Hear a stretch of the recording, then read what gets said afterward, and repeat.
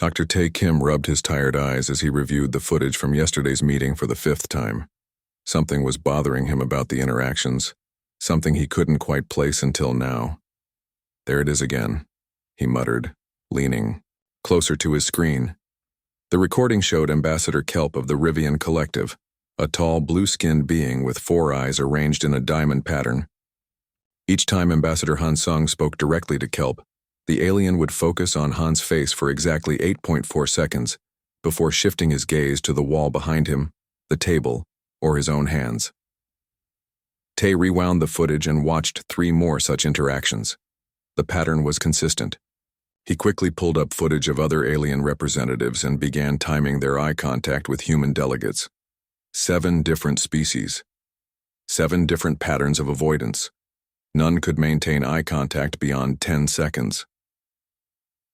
A knock at his office door interrupted his counting. Ji-hoon, the station's behavioral psychologist, entered with 2 cups of coffee. "You missed breakfast," Ji said, placing 1 cup on Tae's desk. "What's so interesting that you forgot to eat?"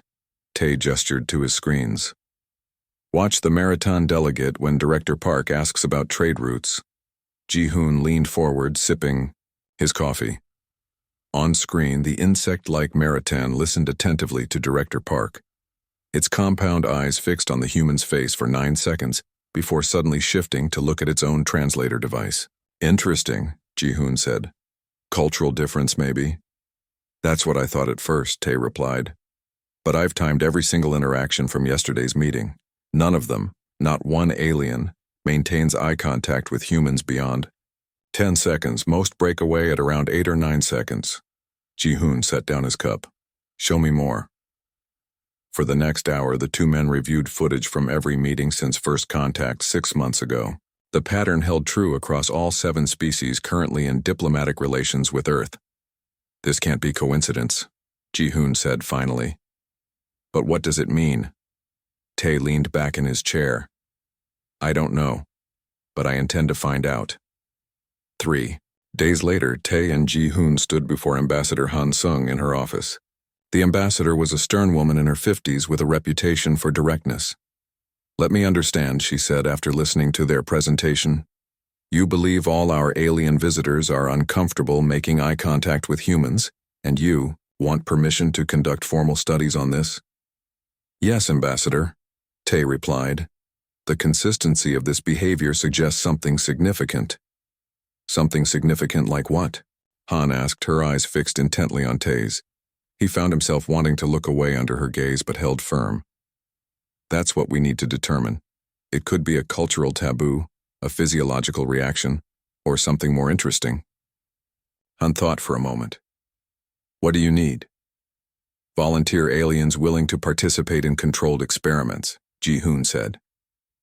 "And permission to modify some of our diplomatic protocols to test reactions." The ambassador nodded slowly. "I'll approve it, but be careful. We've worked hard to build these relationships. Don't damage them with your curiosity." 2 weeks later, Tae's small lab was busy with activity. 5 alien volunteers had agreed to participate in what they called a cultural understanding exercise. Tae had been careful not to reveal exactly what they were studying. The current participant was Naren, a Voltan diplomat with skin like polished copper and large violet eyes that could dilate to 3 times their normal size in low light. "This is a simple exercise," Ji-hoon explained to Naren. "Just maintain eye contact with Min while she reads a series of neutral statements. We're measuring cultural comfort levels with direct gaze." Min Soo, a junior xenobiologist, sat across from Naren. Between them, hidden sensors recorded everything from pupil dilation to micro-expressions to skin temperature. "Beginning now," Min said, starting to read from her tablet. Tae watched the timer on his screen. 6 seconds. 7. 8. At 9 seconds, Naren's pupils contracted sharply.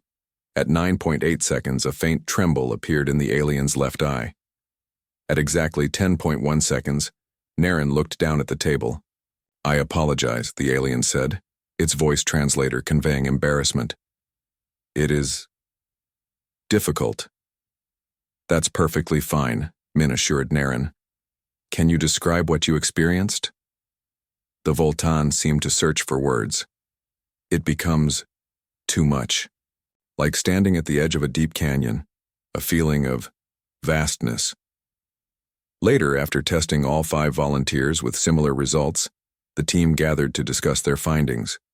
Every single one broke eye contact between 9.5 and 10.2 seconds, Tay said, displaying the data. And their descriptions of the experience were remarkably similar. Words like intense, overwhelming, deep, and vast came up repeatedly. The physiological responses are consistent too, added Su-min, the team's newly recruited neuroscientist. Brain activity spikes dramatically just before they look away, similar to what we see in humans experiencing sensory overload. Ji-hoon tapped his stylus against his tablet thoughtfully. Could it be that human eyes reveal something about us that aliens find disturbing or threatening? Min suggested. Let's not jump to conclusions, Tay cautioned. We need more data. Different testing conditions, maybe humans wearing dark glasses to see if that changes anything. The team nodded in agreement. 1 month into the study, Ambassador Han called Tai to her office again. This time, she wasn't alone. The imposing figure of General Choi, Earth's military liaison to the station, stood by the window. Dr. Kim, the general said without preamble, is it true that no alien species can maintain eye contact with humans? Tay glanced at Ambassador Han, who nodded slightly. Based on our current data, yes. Tay replied carefully. We've now tested 28 individuals from all 7 species in the Galactic Council. None could maintain direct eye contact beyond 10.2 seconds. The general's expression remained neutral. And you believe this represents some kind of weakness? I wouldn't call it a weakness exactly, Tay said. More like a difference. We don't understand it yet. But it affects all of them, the general pressed. Even the Rigelians who pride themselves on their emotional control? Even them, Tay confirmed. In fact, telepathic species like the Rigelians seem to have the most difficulty. Their average time before looking away is only 8.3 seconds. General, Choi exchanged a look with Ambassador Han. Dr. Kim, Han said quietly, your research has captured the attention of Earth Central Command. They believe your findings may have strategic implications. Tay felt a chill. This wasn't what he wanted. Ambassador, we're conducting scientific research to improve cross-species understanding, not developing tactical advantages. Sometimes, knowledge serves both purposes, General Choi said. Continue your work, Doctor, but from now on you'll report to both the ambassador and me. After they left, Tay stood alone in his lab, troubled by this new direction. On his screen, the recording from that day's tests played. A young Maritan diplomat stared at Min Su, its compound eyes reflecting her human face. At 9 seconds, a visible shudder passed through the alien's body. At 9.7 seconds, it looked away. What did they see when they looked into human eyes? And why did Earth Central Command care so much? Tay didn't know yet, but he was determined to find out, before anyone decided to use this strange human advantage, in ways he might regret. He picked up his tablet and called Ji-hoon. They had more tests to design. Jo-yoon stood before the whiteboard in Tai's lab, drawing a series of interconnected circles and lines. The quantum physicist had joined the research team 3 days ago, bringing a fresh perspective that nobody had considered. You're all approaching this from behavioral and biological angles, she said, tapping the marker against one of the circles she had drawn. But what if the answer lies deeper? What if it's about consciousness itself? Tay leaned forward in his chair. What do you mean? Humans evolved as predators, Jo-yoon explained, one of the few species to rise from prey to apex hunters through intelligence rather than physical strength. Our eyes developed not just to see, but to focus with an intensity that intimidated other creatures. Ji-hoon nodded slowly. Like how big cats stare down their prey. Exactly, Jo-yoon said. But we took it further. Our consciousness, our awareness of self and ability to project intent, somehow manifests in our gaze. I think aliens can sense this. They feel the weight of human consciousness when we look at them directly. Su-min, who had been quietly taking Notes looked up. We can test this. I specialize in measuring brainwave patterns across species.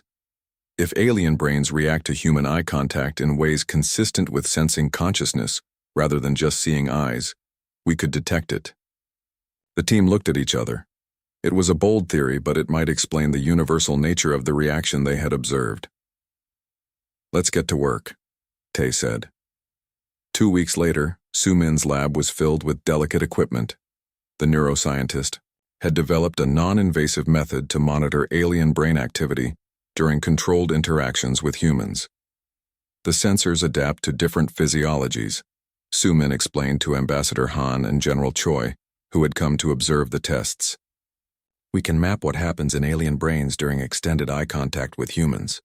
The first volunteer was a Rigelian diplomat named Eltar. The tall, slender alien had agreed to participate after being told it was a study of cross-species communication. Min Su sat across from Eltar. Both wore thin headbands containing Su Min's sensors. Just have a normal conversation, Su Min instructed them. We'll be monitoring both of your neural patterns. Tay watched the screens as Min and Eltar began talking about their respective homeworlds. The data streams showed relatively normal activity for both participants. Now Min maintained direct eye contact while asking about Rigelian art, Su Min said. Min nodded and shifted the conversation, looking directly into the Rigelian's silver eyes.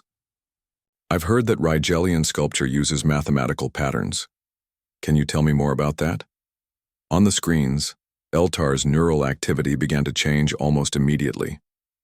By the 7-second mark, certain regions in the alien's brain were showing increased activity. At 9 seconds, there was a dramatic spike in the areas associated with deep perception and threat assessment. At 9.4 seconds, Eltar looked down at the table. The neural activity immediately began to decrease. Are you okay? Min asked. Yes, the Rigelian said. I apologize. It is difficult to maintain what you call eye contact. Most species in the Council communicate without such direct visual connection. After Eltar left, Su Min showed the team the results.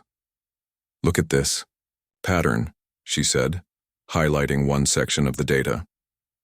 This is consistent with what we see in beings experiencing sensory overload or processing extremely complex information. And this region, Tay added, pointing to another area of the scan, shows activity in primitive fear responses. Over the next few days, they tested representatives from all 7 alien species. The pattern was clear and consistent. The more telepathically or empathically advanced a species was, the more difficulty they had maintaining eye contact with humans. The Meritans with limited telepathic abilities showed moderate neural disruption at around 9 seconds. The Varen, known for their powerful empathic capabilities, couldn't maintain eye contact beyond 7 seconds before their brains showed patterns consistent with extreme sensory processing strain. It's not just that they find our gaze uncomfortable, Ju Yun explained to the expanded research team one evening. Their brains are being overwhelmed by information they can perceive but can't fully process. What kind of information? General Choi asked. The military officer had been attending more of their meetings lately. Ju Yun used her hands to illustrate her point. I believe they sense the depth and complexity of human consciousness, our ability to imagine, to create, to destroy, our capacity for both logic and emotion, often simultaneously, our potential. You're saying our eyes are windows to our souls and aliens can see through them? Ji-hoon asked, sounding skeptical. In a way, yes, Ju Yun replied. Not literally souls, but our unique form of consciousness. Humans have an intensity of being that these other species find almost unbearable to connect with directly.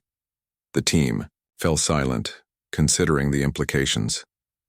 If this is true, Ambassador Han said finally, it has profound implications for our place in the galactic community. General Choi nodded. And for Earth's security. If aliens perceive humans as overwhelming or threatening just by looking at us, we need to understand how this affects diplomatic and potentially military situations. Tay frowned. He didn't like the direction the general was taking this. Or we could use this understanding to create more comfortable protocols for interspecies communication. Both approaches have merit, Ambassador Han said diplomatically. But first we need to confirm this theory beyond doubt. 3 days later, Tay stood with Sumin in a small observation room. Through a one-way window, they watched as Kyung-ho, a human military attaché, participated in a combat simulation with a Voltan security officer. The simulation involved holographic targets appearing randomly in the room, which both participants had to tag with their training weapons. Beginning eye contact test, Sumin said into her recorder. Per their instructions, Kyung-ho stepped directly in front of the Voltan officer and made sustained eye contact. The alien attempted to maintain the connection but broke away after 8 seconds, looking visibly uncomfortable. When the simulation started, the results were dramatic. The Voltan's accuracy dropped by 43% compared to their baseline. Kyung-ho's remained unchanged. They ran the test with representatives from each species.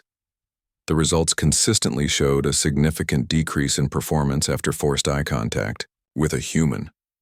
They're not just uncomfortable, Tay said as they reviewed the data. Something about our gaze actually interferes with their ability to function efficiently afterward. Sumin nodded. Like they've experienced something disruptive. Later, that night, Tay sat alone in his lab thinking about the implications. If humans had evolved eyes that could somehow project the intensity of their consciousness, if the human gaze was actually disruptive to other sentient species, what did that mean for humanity's future among the stars? Were humans predators? In a galaxy of prey? The thought disturbed him. On his desk, a message from General Choi glowed on his tablet. Project Gaze has been classified. Level 4 security clearance required for all further research. Meeting tomorrow at 0800. Tay sighed. The scientific discovery was becoming something else entirely. Something with potential he wasn't sure he wanted to explore. But one thing was certain. Humans weren't just another species in the galaxy. Their eyes revealed something that no other species could face for more than 10 seconds. The question was, what would humanity do with this knowledge? The diplomatic dinner was in full swing. Humans and aliens mingled in the station's grand hall, which had been decorated with art from all 7 council species. Soft music played in the background, a careful blend of Earth melodies and alien harmonies designed to be pleasant to all ears present.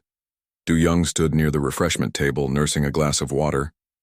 As a junior diplomat, he was mostly here to observe and learn. At 26, he was the youngest member of the Earth delegation, still getting used to the strange customs of interstellar diplomacy. He watched as Ambassador Han chatted with a group of Rigelian officials.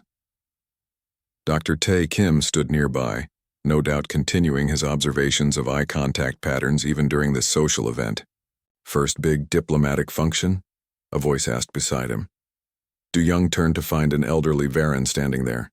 The alien was shorter than most of its kind, with skin that had faded from the typical deep purple to a pale lavender. Age spots dotted its face around 3 large golden eyes. Yes, sir, Du Young replied politely. I'm Du Young, junior attaché to Ambassador Han. I am Triz, the Varan said. I have attended too many of these functions over too many cycles to count. The old alien reached for one of the glasses filled with thick amber liquid, fermented, nectar from the Varan homeworld. Du Young had been warned it was potent stuff even for the Varan themselves. Triz took a long drink and made a satisfied sound. Much better. These events are more tolerable with a little sweetness, yes? Du Young smiled. I suppose so. They stood in comfortable silence for a while, watching the mingling crowd. Du Young noticed that Triz, unlike many of the other aliens, seemed more comfortable looking at humans. The old Varan studied Du Young's face openly, though still never for more than a few seconds at a time. You are curious about something, Triz said suddenly. I can feel it. You humans have such strong emotions. I was just wondering why you seem more at ease looking at humans than the others, Du Young admitted. Triz made a gesture that Du Young had learned was the Varan equivalent of a smile. Age brings wisdom, young one, and many cycles of diplomatic training. The alien took another long drink. But even I cannot look into your eyes for too long. No one can. Why is that? Du Young asked, seizing the opportunity.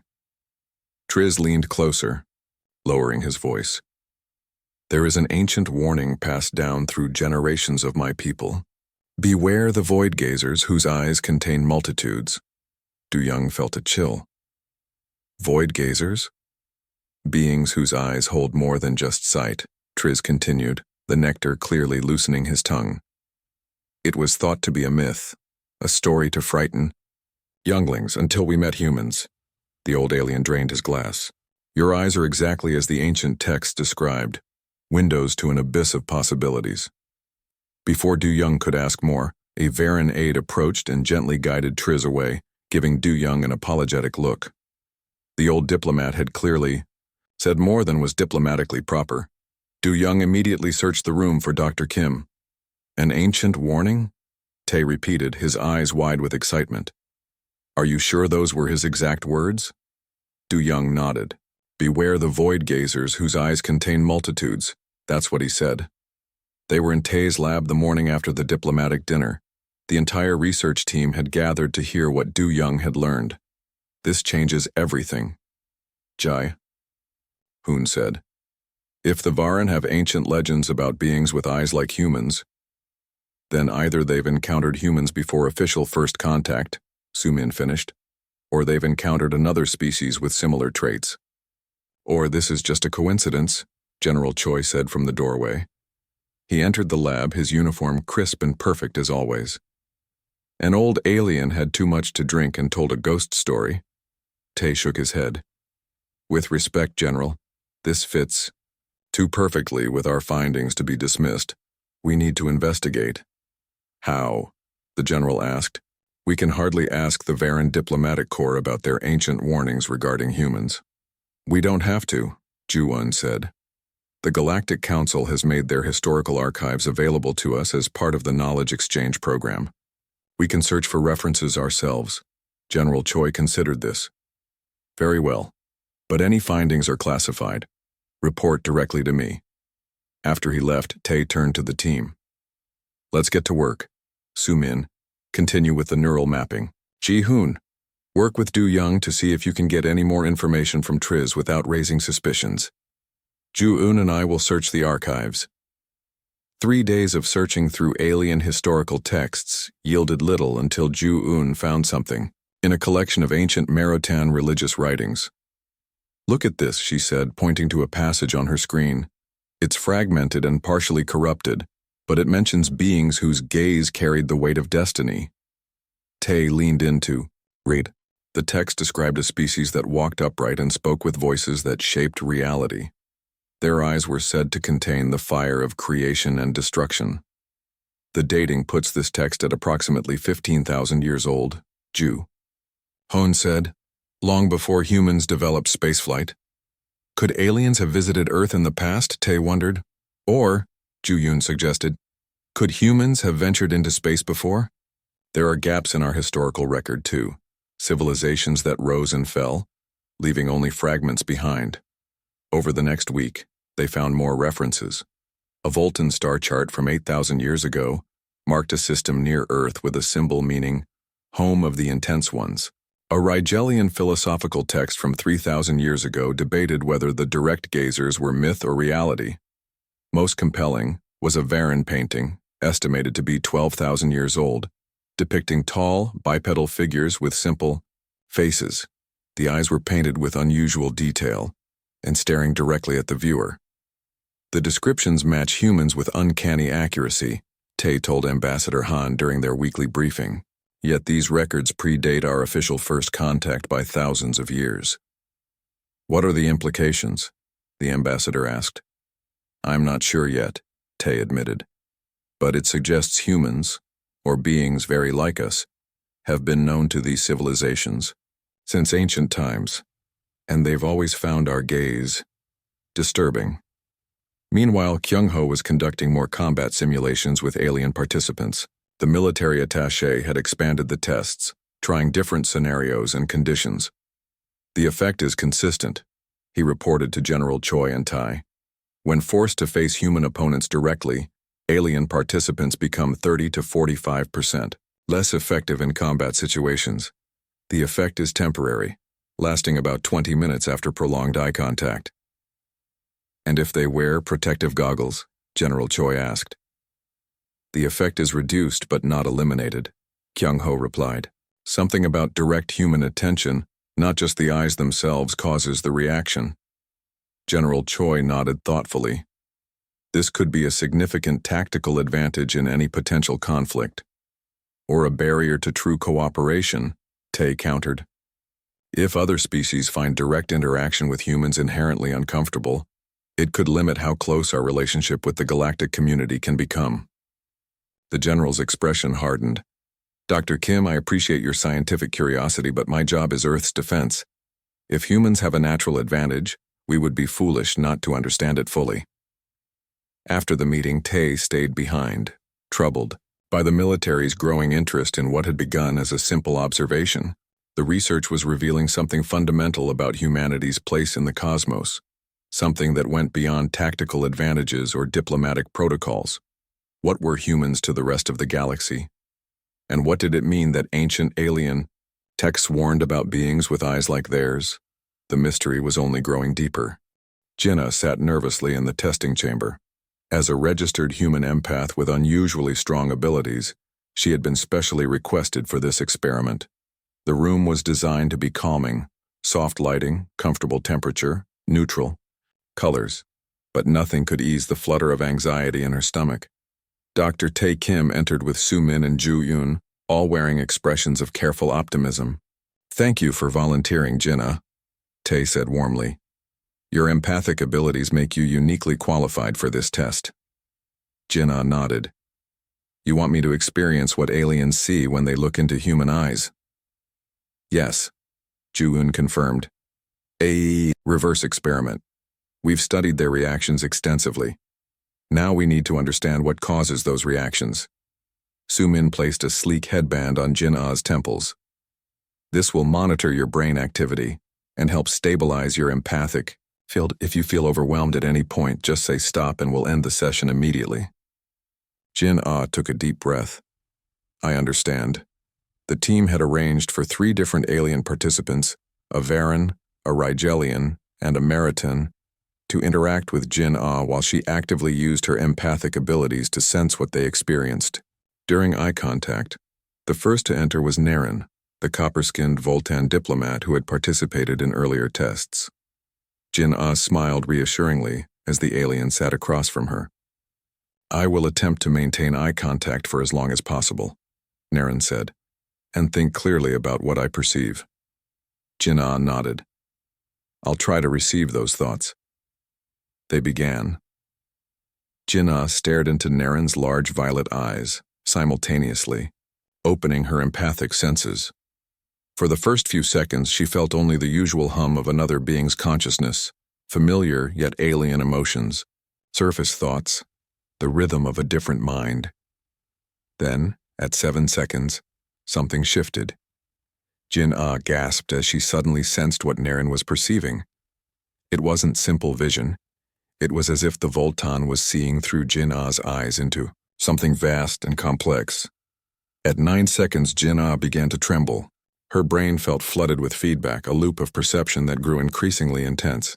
She saw herself through Naren's perception, but what Naren saw wasn't just a human woman.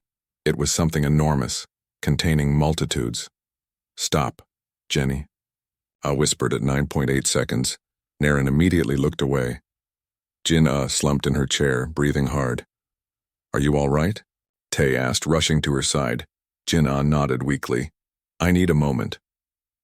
After she had recovered, the tests continued with the other aliens. Each experience was similar but revealed different aspects of the same phenomenon. The Rigelian perceived a swirling complexity that threatened to pull it in. The Meritan sensed a predatory intensity that triggered primitive fear responses. When the tests were complete, Jin-ah sat with the research team, still looking pale, but determined to explain what she had discovered. They see everything, she said, her voice soft but steady. Not just our consciousness, but the collective weight of human history. Our capacity for creation and destruction, our limitless imagination, our contradictions. What do you mean by everything? Ji-hoon asked.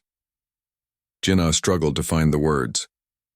It's like they see predators who choose to be peaceful, killers who choose to create, beings of logic who embrace absurdity. Humans contain opposing forces. In a way these aliens don't understand. It's too much information, too much potential. It overwhelms their neural pathways. Tae leaned forward. Can you describe the sensation more precisely? It's like standing at the edge of a vast canyon, Jinnah said. You feel vertigo, not because you're afraid of falling, but because some part of you wants to jump. That's what they feel looking into human eyes. They sense something immense and part of them wants to dive in, but another part knows they would be overwhelmed. The team sat in silence, absorbing this information. So our eyes are, what? Windows to our collective consciousness, Ji-hoon asked finally. More like mirrors, Jinnah replied. They show aliens things about themselves they aren't ready to see. Human eyes reflect possibilities back at them. The next day, Hyun-woo joined their discussion. The anthropologist had been studying human evolution in the context of their discoveries. Jinnah's experience supports a theory I've been developing, he said, displaying charts on the main screen. Humans evolved along a unique path. We're the only known species to rise from prey animal to apex predator through intelligence rather than physical adaptation.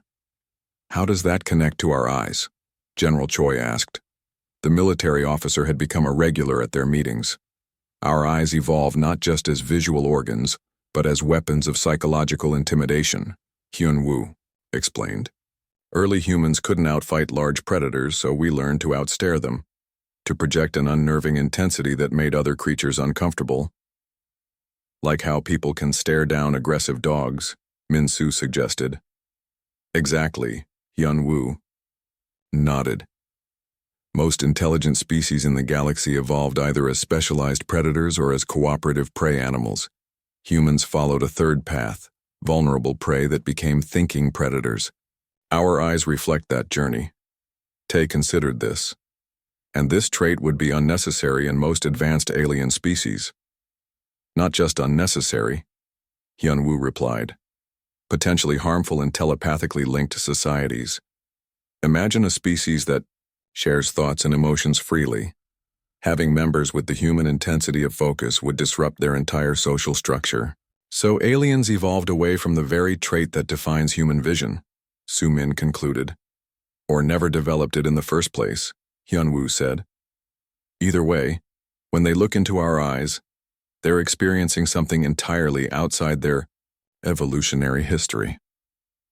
Later that evening, Tae sat with Jinnah in the station's observation lounge. Through the large windows, they could see Earth glowing blue and white against the blackness of space. How are you feeling? Tae asked. Better, Jinnah said. But changed. I can't look at humans the same way anymore. What do you mean? She turned to face him but carefully avoided direct eye contact. I now understand what aliens see when they look at us. The depth, the intensity, the potential for both creation and destruction. It's beautiful and terrifying. Do you think it makes us dangerous? Tae asked quietly. Jinnah considered this. Not inherently, but I understand why some species might fear us. We contain contradictions they find difficult to process. We can be gentle yet capable of great violence, logical yet driven by emotion, individually weak, yet collectively unstoppable. Tae nodded slowly. The military sees this as an advantage. Of course they do, Jinnah said with a sad smile. But it could be something else entirely. A bridge, once understood properly. Something that makes humans uniquely qualified to help bring the galaxy together. How?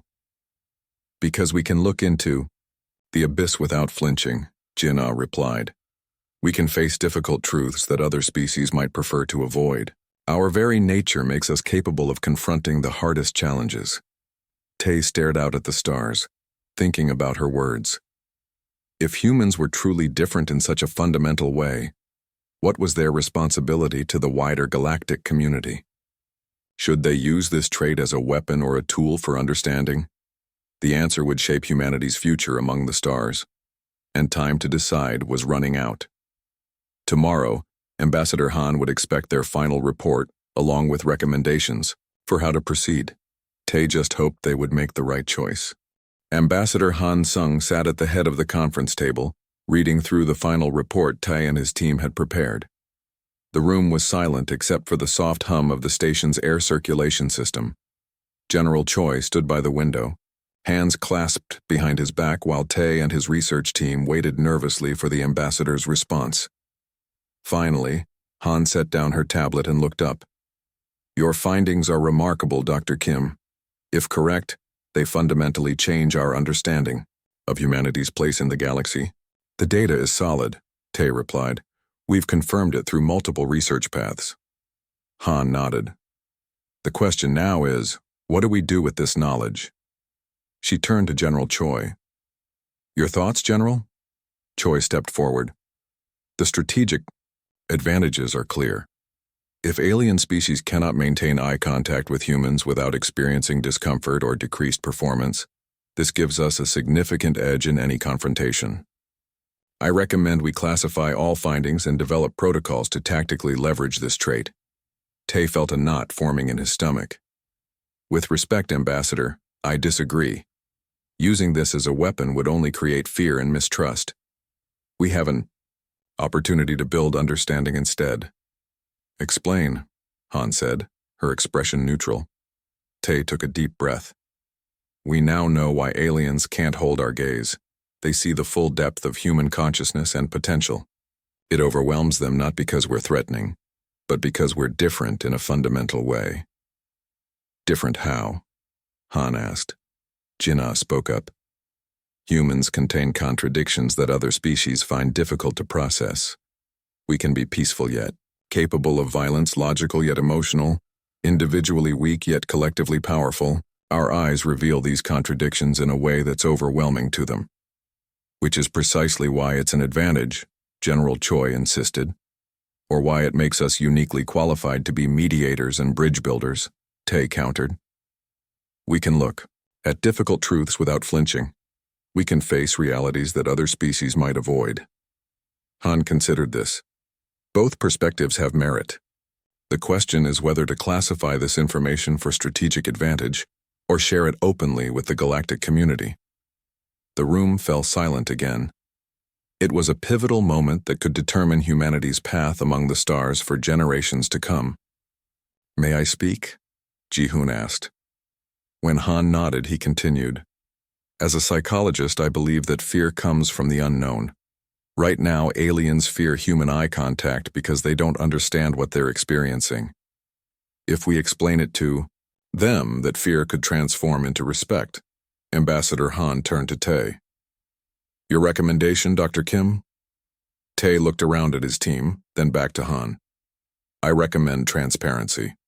We should share our findings with the Galactic Council and work with them to develop protocols that make interactions more comfortable for all species." Han was quiet for a long moment. General Choi shifted impatiently but remained silent. "I agree," Han said finally. "Fear is a poor foundation for lasting relationships. Trust is stronger." She turned to General Choi. "We will not classify these findings, General. Instead, I will present them at the next council meeting." The general's face hardened. "Ambassador, I must formally object. This information has significant security implications." "Noted," Han replied calmly. "But my decision is final. We came to the stars to build bridges, not fortresses." 3 days later, Ambassador Han stood before the assembled representatives of the Galactic Council. 7 different alien species watched as she prepared to address them. "Honored representatives," Han began. "For the past several months, a research team from Earth has been studying a phenomenon that affects all our interactions. We've discovered why no alien species can maintain eye contact with humans beyond 10 seconds. A murmur rippled through the chamber. Han continued, explaining the team's findings in simple, clear terms. She described how human consciousness manifested in their gaze, how aliens perceived this, and the evolutionary reasons behind the phenomenon. We understand now that this creates discomfort for you, she concluded, and we want to work together to develop protocols that make our interactions more comfortable for everyone. Humans can adapt our behaviors once we understand the issue. The chamber was silent. Then, slowly, the Rigelian representative rose. Ambassador Han, the tall alien said, "Your honesty is unexpected. Many species would have kept such an advantage secret." "It is only an advantage if we see each other as potential threats," Han replied. "We prefer to see you as friends." The Varan representative spoke next. "Our ancient texts speak of beings with eyes like yours. For generations we feared meeting such creatures. Yet here you are offering to change your behavior to make us more comfortable." "We can adapt," Han said. "Humans are good at that." Gradually, the tension in the room eased. The council moved into a discussion of practical measures. Simple changes to diplomatic protocols, such as humans wearing special glasses during official meetings, or using video screens with eye-tracking filters for sensitive negotiations. From the back of the chamber, Tay watched with relief as what could have been a source of fear became instead a point of cooperation. 2 years later, Tay stood with Ambassador Han on the observation deck of the new joint research facility, watching ships from a dozen different worlds dock at the massive space station. Who would have thought, Han mused. What began as a curious observation about eye contact has transformed our place in the galaxy. Tay nodded. Humans have become the mediators of the Galactic Council, the species that can look unflinchingly at difficult truths. Over the past 2 years, humans had indeed found a special role in galactic affairs. Their ability to face challenging realities without looking away, metaphorically and literally, made them uniquely qualified as negotiators, problem solvers, and bridge builders between different cultures. The saying has spread through the diplomatic corps, Han said with a small smile. If you want comfortable words, speak to anyone. If you want uncomfortable truths, look a human in the eyes, but not for too long. And the research continues to yield results, Tay added. Jiana's work on cross-species empathy has opened entirely new fields of study. Han nodded. Your team's discovery helped humanity find its place, not as conquerors or subjects, but as equals with a unique perspective. Below them, in the main, concourse humans and aliens mingled freely. Many of the humans wore special contact lenses that diffused their gaze, making it easier for aliens to maintain eye contact. It was a small adaptation that had made a significant difference in daily interactions. Dr. Kim, an aide called, approaching them. The Maritan science delegation has arrived for the consciousness mapping project. Tay nodded. Thank you. I'll be right there. As the aide left, Tay turned back to Han. Who would have thought that the trait that once made aliens uncomfortable would become our greatest asset? The universe is full of ironies, Han replied. The key is recognizing them when they appear. Tay smiled and headed off to meet the Maritan scientists. His research had evolved from a simple observation about eye contact to a deeper understanding of consciousness itself. It was opening new fields of study and cooperation across the galaxy, and all because someone noticed that aliens couldn't hold a human's gaze for more than 10 seconds.